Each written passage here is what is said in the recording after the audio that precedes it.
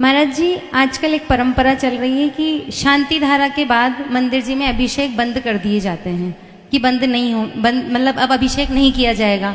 तो ये कहाँ तक उचित है? यदि किसी के जैसे किसी श्रावक के नियम है कि उसको अभिषेक करने के बाद ही भोजन करना है, वो कहीं से बाहर से देर से आता है, तो फिर क्या किया जाए? बहुत अच्छी बात। इस प्रक्रिया पर जिन्होंने भी ये नियम बनाए हैं उनको सबसे पहले अपने गुरु से प्रायश्चित लेना चाहिए। अगर श्रावक हो तो, और श्रमण हो तो, और आचार्य हो तो भी, अगर जिन्होंने नियम बनाए उनको प्रायश्चित लेना चाहिए। आजकल सभी मंदिरों में क्योंकि इस प्रकार का आगम में कोई भी विधान नहीं लिखा है। शांति धारा स्वयं में बड़ा अभिषेक है। शांति धारा स्वयं में बड़ा अभिषेक है। और शांति धारा के बाद अभिषेक किसी ने कर भी लिया तो हिंसा, झूठ, चोरी, कुशील, परिग्रह 5 ही पाप होते हैं, उसमें कोई पाप नहीं है। मैंने देखा बहुत सारे बोले बस भैया अब नहीं होगा, अर्घ चढ़ गया है। अरे अर्घ चढ़ गया तो चढ़ गया, क्या दिक्कत है? अर्घ चढ़ने से क्या वो बैरिकेड लग गए हैं क्या कि लॉकडाउन लग गया अब अभिषेक नहीं कर सकते? हाँ, श्री जी पांडित सुलह से उठा चुके हैं, मार्जिन प्रारंभ कर दिया है, अब पुनः विधि पूर्वक स्थापित करके करें। कई जगह मैंने देखा कि एक ही बार अभिषेक होगा, ये पाप की क्रिया है। जो लोग एक ही बार अभिषेक का विधान बना रहे हैं उनको घोर पाप लगेगा। स्वयं घर जाके 4 बार नहाते हैं और वो बाहर मंदिर में है तो एक ही बार होगा। क्यों? बोले इतना बार कौन व्यवस्था बनाएगा? हर नगर के प्राचीन मंदिर की ओर जाएंगे, वहाँ दोपहर में 11 बजे भी, सुबह के 11 बजे भी अभिषेक होते मिलता है। ये बुजुर्गों की परंपरा। हम जिस मंदिर में थे जबलपुर में, हो सकता है वहाँ भी किसी पापी ने बदल दी हो तो पता नहीं। ये अभिषेक में अंतरा है। आप सोचिए कि जीव जाएगा कहाँ? जो भगवान की पूजन विधान में अभिषेक में अंतरा डाल रहा हूँ, कहाँ जाएंगे? आजकल सिस्टम चेंज हो गया है। किसी को बुरा लगे तो लगे, लेकिन अब आपने प्रश्न के सुनिए। जिसने साल भर के लिए पैसे दे दिए हैं वो डेली शांति धारा करेगा, छोटी वाली, फिर उसके बाद बड़ी शांति धारा फिर होगी, लेकिन उसके बाद कोई अभिषेक नहीं कर सकता क्योंकि सेठ जी ने पैसे दिए हैं ना। धर्म तो पैसे वालों का बचा है। एक महाराज ने कुछ दिन पहले अपना स्टेटमेंट दिया, मुझे लगता है कि आचार्यों को इन लोगों को बैन करना चाहिए जिनके पास भाषा समिति ना हो और सिद्धांत का ज्ञान ना हो।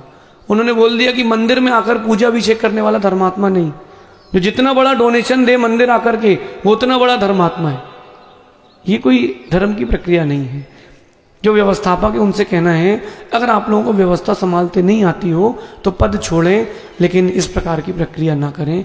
अभिषेक करने का आगम में कोई निषेध नहीं है। त्रिकाल पूजा, त्रिकाल वंदना, 3 टाइम अभिषेक करने का आगम में विधान है। आप लोग जब 10 लक्षण में अनंत चतुर्दशी होती तो दोपहर में शाम को अभिषेक करते कि नहीं? महावीर जयंती के दिन भी। फिर क्यों करते हैं उस समय? क्योंकि उस दिन पैसा आता है, उस दिन प्रक्रिया है। ये जिन लोगों ने प्रक्रिया चालू कराई है उनको प्रायश्चित लेना चाहिए।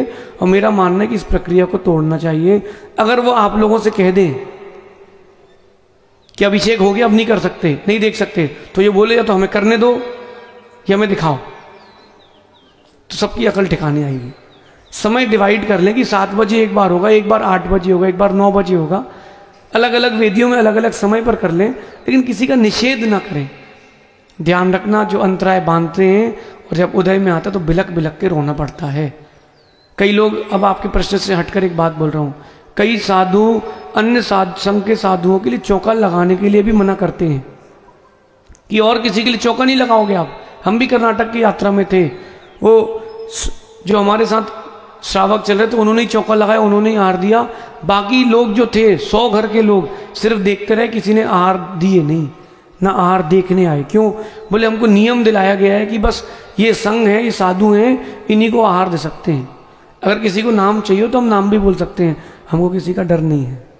लेकिन इस प्रकार की प्रक्रिया करने वाले लोगों के लिए घोर पाप का बंध होगा। अर्घ चढ़ाने के बाद भी शांति धारा कर सकते हैं, कोई निषेध नहीं है। अगर कहीं निषेध मिलता हो तो बताए, हम स्वीकारेंगे। और अगर अभिषेक पाठ की बात करते हैं तो सब काट पीट के सबने अपना अपना बना लिया कि हम प्रभु पतित पावन पढ़ेंगे, तुम श्री जी का अभिषेक पढ़ लेना, सबने अपना अपना बना लिया। अगर अभिषेक पाठ की बात है तो आगम में 2 अभिषेक पाठ उपलब्ध हैं, एक आचार्य माघ नंदीकृत और एक आचार्य पूज्यपाद स्वामीकृत जिनाभिषेक। उन दोनों अभिषेक के पाठ की अगर चर्चा करेंगे तो सबकी परंपरा धरी रह जाएंगी।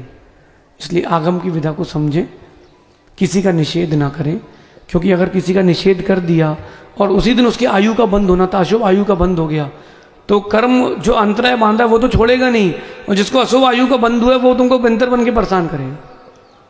तो इन सारी प्रक्रियाओं को समझें। हाँ, इतना भी ध्यान रखें कि मर्यादा का भी ध्यान रखें। अगर समय है तो समय काल के बाद अगर आप आते हैं, कभी कोई लेट हो जाता है तो बात अलग है, लेकिन विवेक का प्रयोग करें। श्रावक हैं, अपन धार्मिक क्रियाओं का निषेध नहीं कर सकते, पाप का बंध होगा।